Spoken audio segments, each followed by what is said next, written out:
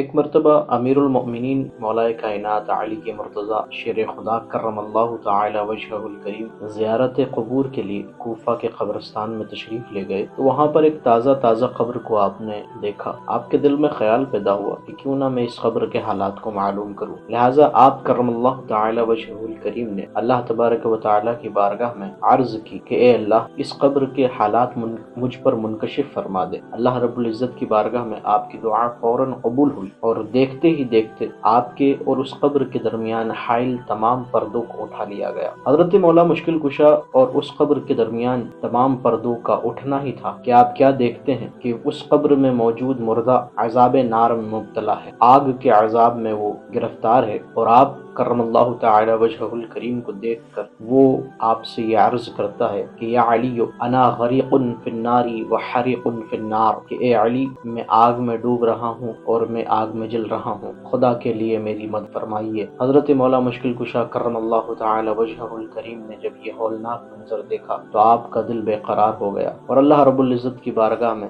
آپ نے ہاتھ اٹھا کر دعا کی کہ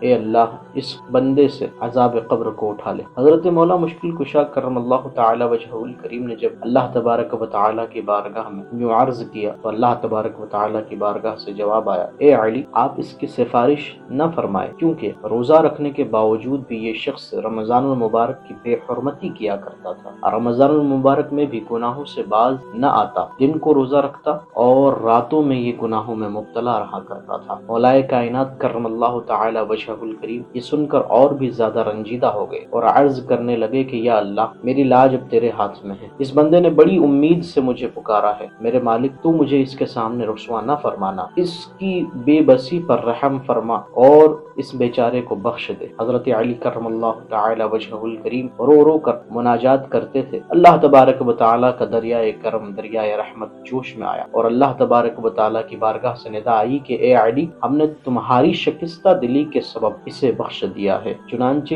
اس مردے پر سے عذاب اٹھا لیا گیا۔ کیوں نہ مشکل کشا کہوں تم کو، تم نے بگڑی میری بنائی ہے۔ مسلمانوں، اس حکایت سے یہ بات واضح ہوتی ہے کہ رمضان المبارک کا احترام بھی مسلمانوں کے لیے اشد ضروری ہے۔ اللہ رب العزت ہم سبھی کو رمضان المبارک کی بے حرمتی اور رمضان المبارک کی عظمت کی پامالی کرنے سے محفوظ رکھے اور رمضان المبارک کی عزت اور تعظیم کرنے کی خوب ہمیں توفیق رفیق مرحمت فرمائے، آمین۔